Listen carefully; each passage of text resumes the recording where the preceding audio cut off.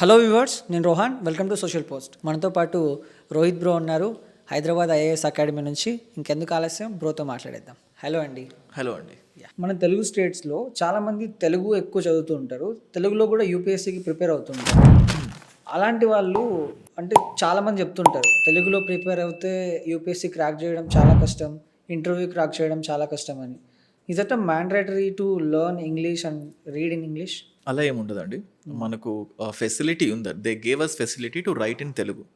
So same English medium వాళ్ళకు ఏవైతే complete rights ఉంటాయో ఎవ్రీథింగ్ తెలుగు మీడియంలో రాసే వాళ్ళకు కూడా ఉంటాయి. ఓకే.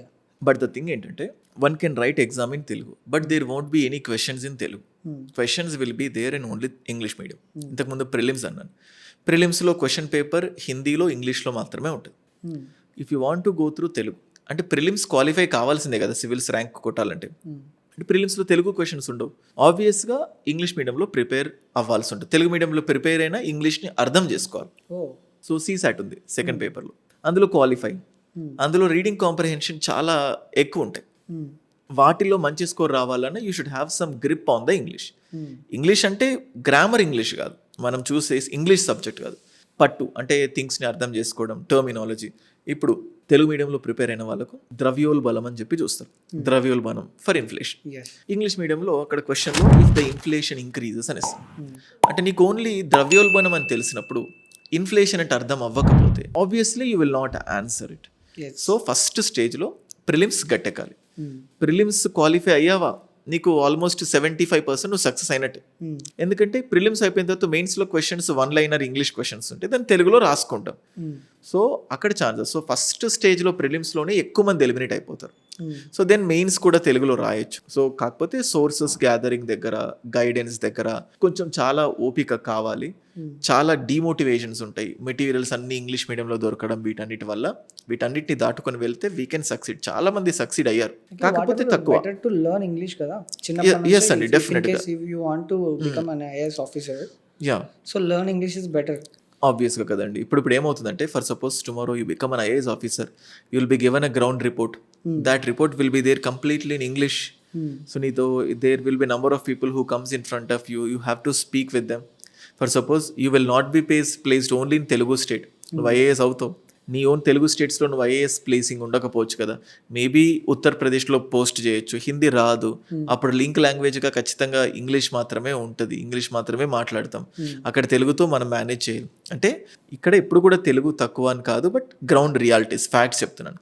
తెలుగు మీడియంలో ప్రిపేర్ అయిపోయి సాధించిన వాళ్ళు కూడా చాలా మంది ఉన్నారు, బట్ థింగ్స్ ఏంటంటే తక్కువ మంది కంపేర్డ్ టు ఇంగ్లీష్ మీడియం, అందుకే తక్కువ అనిపిస్తుంది అంతే. ఓకే. ఈ మధ్య inter with UPSC, degree with UPSC అని వింటున్నాం. ఇస్ ఇట్ పాసిబిలిటీస్ అంటే ఆల్రెడీ ఇంటర్ విత్ డిగ్రీ కదా, మీరంటే 6th క్లాస్ 5th క్లాస్లో కూడా ఐఏఎస్ అని చెప్పి చూస్తున్నాం. స్కూల్ డేస్లో నుంచే విత్ ఐఏఎస్ అని చెప్పి చూపిస్తూ ఉన్నారు. మరి ఆ స్కూలింగ్ దగ్గర నుంచి ఏం కొత్తగా చెప్తారో మరి నాకు తెలీదు. బేసికల్గా ఈ సివిల్ సర్వీసెస్కి NCERTs are must. 6th class నుంచి 12th క్లాస్ వరకు నువ్వు చదివే క్రమంలో ఉన్న సబ్జెక్ట్సే ఈ సబ్జెక్ట్ యొక్క సిలబస్, సివిల్ సర్వీసెస్ యొక్క సిలబస్. నువ్వు చదివే 6th to 12th ఎఫెక్టివ్గా చదివితే అక్కడ నుంచి నీకు స్ట్రాంగ్ ఫౌండేషన్ పడిపోతుంది. అంటే 6th క్లాస్ 7th క్లాస్లో ఉండే సబ్జెక్ట్ యూపీఎస్సీలో ఉంటుందా? అంతే, UPSC syllabus is same. 6th క్లాస్లో జాగ్రఫీ, హిస్టరీ, పాలిటీ, ఎకానమీ ఉంటాయి. ఎకానమీ కొంచెం లేట్గా స్టార్ట్ అవుతుంది 9th 10th. అయితే స్టేట్ కాదు, ఎన్సీఆర్టీ సిబిఎస్ఈ లెవెల్ ఉంటుంది కదా, ఆ సిబిఎస్ఈ అంటే స్టేట్ బుక్స్తో కూడా పాసిబిలిటీస్ లేవు అని చెప్పడానికి లేదు. కంటెంట్ ఎక్కడైనా కంటెంట్. కానీ యూపీఎస్సీ ఒక రిథమ్ని ఫాలో అవుతున్నట్టు ఎన్సీఆర్టీస్ని రెఫరెన్స్గా తీసుకుంటుంది. అదే నువ్వు స్కూల్లో చదివినా, నువ్వు స్టేట్ ఎస్ఎస్సికి చెందినవాడు, అంటే స్కూల్ లెవెల్లో ఉంటుంది కదా, ఏదైనా కానీ 6th క్లాస్ నుంచి ఎన్సీఆర్టీస్ పైన మంచి పట్టు ఉంటే బాగుంటుంది. ఓకే. సో సేమ్ అట్లాగా ఆ టెక్స్ట్ బుక్స్ చాలు. ఇప్పుడు కొత్తగా ఏమైందంటే ఈ సివిల్ సర్వీసెస్ పైన బాగా ఫ్యాసినేషన్ అయిపోయింది చాలా, పేరెంట్స్ సైడ్ నుంచి ముఖ్యంగా. ఆ ఇంటర్మీడియట్ నుంచే ప్రిపేర్ అవుతే బాగుంటుంది కదా అన్న చాలా ముందు చూపుతాం. ఇంటర్ విత్ ఐఏఎస్ లేకపోతే డిగ్రీ విత్ ఐఏఎస్కి ప్రిపేర్ అవుతున్నారు. దాని ప్రకారం కోచింగ్స్కి కూడా స్టార్ట్ అయిపోయినాయి. ఇంటర్మీడియట్తోనే ఐఏఎస్ కోచింగ్ ఇవ్వడం, డిగ్రీతో పాటు ఐఏఎస్ కోచింగ్ ఇవ్వడం. These are becoming so much buzz. Okay. So అంటే బేసిక్గా ఒక స్టూడెంట్కి వాడుకున్న సబ్జెక్టులు వాడు చదవడమే ఎక్కువ అనుకుంటే, ఇంటర్లో వాడుకున్న సబ్జెక్ట్స్ వాడుకుంటే, ఆ మ్యాథమెటిక్స్ అని అవి ఇవి if in case MPC BiPC తీసుకుంటే సైన్స్ స్టూడెంట్స్కి అయితే ఫిజిక్స్ కెమిస్ట్రీ ఎలా ఉంటుందో అలాగే మ్యాథ్స్ స్టూడెంట్ ఉంటుంది. అవి చదవడమే వాళ్ళకి ఎక్కువ అనిపిస్తే మళ్ళీ యూపీఎస్సి అటాచ్ చేయడం అనేది వర్తి అంటే అది అంటారా? నిజమే అండి మీరు అన్నది. ఆబ్వియస్గా చాలా ఓవర్ హెక్టిక్ ఓవర్ షెడ్యూల్ అయిపోతుంది. అప్పుడే ఐఐటి అంటారు, మళ్ళీ నీట్ అంటారు, ఎన్ఐటీస్ అంటారు, ఎంసెట్, వీటన్నిటికి ప్రిపేర్ అవుతూ ఇవి అదనంగా. అయితే పేరెంట్స్ కంపల్షన్ చేస్తే వీళ్ళపైన ఖచ్చితంగా ప్రెషర్ అవుతుంది.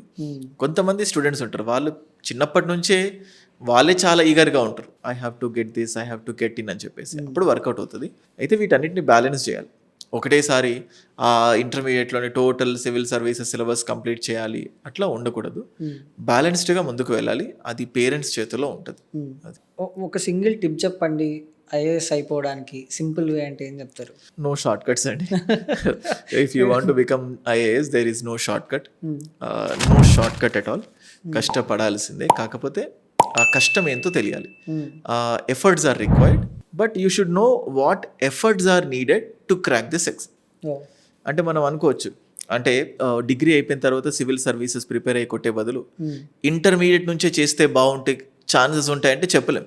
నువ్వు ఇంటర్మీడియట్ నుంచి ప్రిపరేషన్ స్టార్ట్ చేసినా నువ్వు సరిగ్గా ప్రిపేర్ అవ్వకపోతే ఎప్పటికీ ఐఏఎస్ అవ్వలేవు.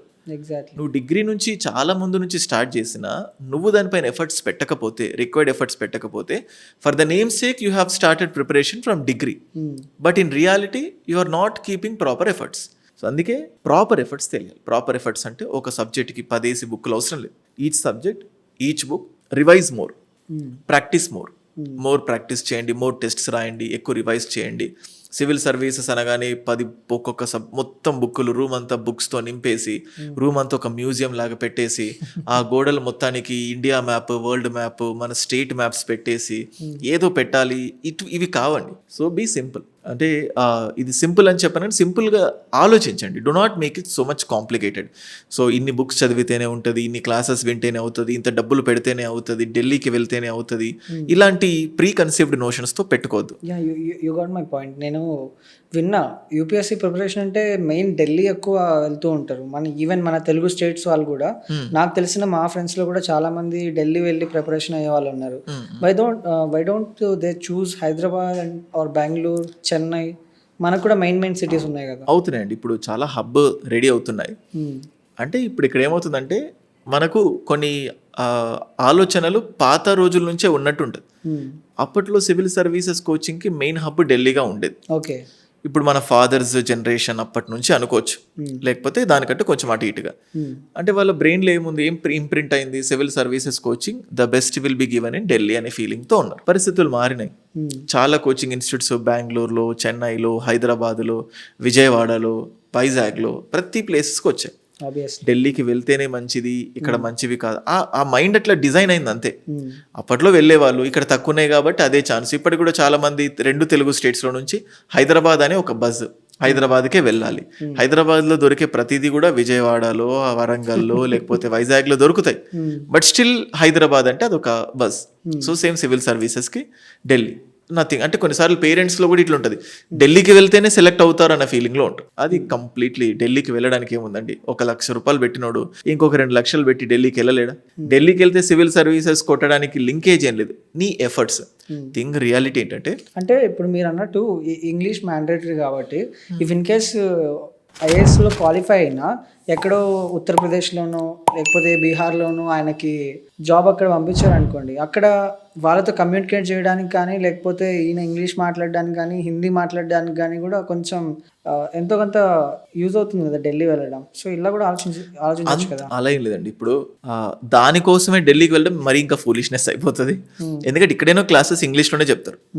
ఢిల్లీకి వెళ్తే నీకు బేసిక్ హిందీ వస్తుంది. దానికి ఎందుకు నువ్వు జాబ్ వచ్చి నువ్వు పోస్టింగ్ వస్తే 1 monthలో నువ్వే నేర్చేసుకుంటావు.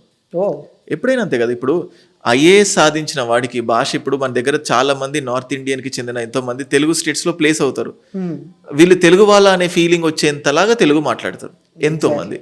సో థింగ్స్ ఏంటంటే ఇక్కడ దాకా వచ్చిన వాళ్ళకు భాష పెద్ద బ్యారియర్ కాదు, నేర్చేసుకుంటాం. ట్రైనింగ్లో హిందీలో మాట్లాడతాము, లేకపోతే మనం జాయిన్ అయిపోయిన తర్వాత మన చుట్టుపక్కల ఉన్న స్టాఫ్, జనాలు అందరు హిందీ కాబట్టి సో హిందీలో మాట్లాడడం స్టార్ట్ చేస్తాము. వాళ్ళకి ఇంగ్లీష్ రాదుగా ఫస్ట్ ఆఫ్ ఆల్, విలేజ్ పీపుల్కి. సో తప్పదు ఇంగ్లీష్, హిందీ నేర్చుకోవాలి. సో అంటే Delhi is a option, but Delhi is not the only option. So అది ఓకే, మీరు చాలా మందిని చూసుంటారు అండ్ చాలా మంది క్వాలిఫై అయిన వాళ్ళు మీకు కాల్ చేసి చెప్తుంటారు. So what you suggest for present ఉన్న సిచ్యువేషన్ చాలా దారుణంగా ఉంది జాబ్స్ గురించి చూసుకుంటే, అది ఏ సెక్టర్లోనో అవ్వచ్చు, కాంపిటీషన్ అనేది చాలా హ్యూజ్ ఉంది కాబట్టి what you suggest for Dham? ఏం లేదండి, do not spend so much time in this preparation. ఒక పర్టికులర్ లిమిటేషన్ పెట్టుకోండి. మీరు ఫైనాన్షియల్గా కేపబుల్ అయితే maximum 3 years I will stay in this preparation sector are field for 3 years. Okay, prelims అయినా కాకపోయినా, mains అయినా కాకపోయినా, గట్టిగా పేరెంట్స్ సపోర్ట్ అన్ని సపోర్ట్ తీసుకొని 3 years. ఓకే, 3 years అయిపోయిన తర్వాత మెల్లిమెల్లిగా లాక్కండి అలాగా. ఇంకొక ఇయర్ 4, ఇంకొక ఇయర్ 5, ఇంకొక ఇయర్ 6, వెనక్కి తిరిగి చూస్తే అయిపోతుంది 6 years హుష్కాకి అయిపోతుంది. So my case is the same. So 2012 నుంచి 2020 వరకు, సో ఆల్మోస్ట్ 2019 వరకు one or the other way into this. కాకపోతే నా దగ్గర జరిగింది ఏంటంటే, ఫస్ట్ టైం ఇంటర్వ్యూకి వెళ్ళినప్పటి నుంచి ఐ స్టార్టెడ్ టీచింగ్. సో అయితే నేను ఈ ఫీల్డ్లో ఉన్నప్పుడు నాతో పాటు ఉన్న వాళ్ళు ఇంకా ప్రిపరేషన్లో ఉన్న వాళ్ళని కూడా ఎంతో మందిని చూశాను. ఇప్పటికీ అశోక్ నగర్లో 2018, 2017 నుంచి అశోక్ నగర్లో ఉన్న వాళ్ళని కూడా ఎంతో మందిని చూశాను. ఎవరిని తప్పు పట్టలేం, బట్ హ్యూమన్ రిసోర్స్, మానవ వనరులన్నీ కొంచెం సన్నగిల్లుతున్నాయి. సో ఇంకేదైనా పని చేసుకోవచ్చు, కాంపిటీషన్లో వెనుకబడతాం. ఇంత వెయిట్ చేసిన తర్వాత ఏదో ఒక జాబ్లో కాంప్రమైజ్ అయిపోయి మనకి ఇష్టం లేని జాబ్ చేస్తూ ఉంటాం. సో ఫస్ట్ దీంట్లోకి ఎంటర్ అయ్యేటప్పుడే బ్రెయిన్కి ఒక 2 years, 3 years, 1 year ఒక సిగ్నల్ ఇచ్చేయి. ఆ టైం మొత్తం పూర్తి స్థాయిలో దీనికి పెట్టి తర్వాత నుంచి ఏదో పని చేసుకుంటూ I will want to proceed for this preparation అని సిగ్నల్ ఇచ్చి వెళ్ళండి. Right. Thank you Rohit bro, thank you so much. Thank you so much.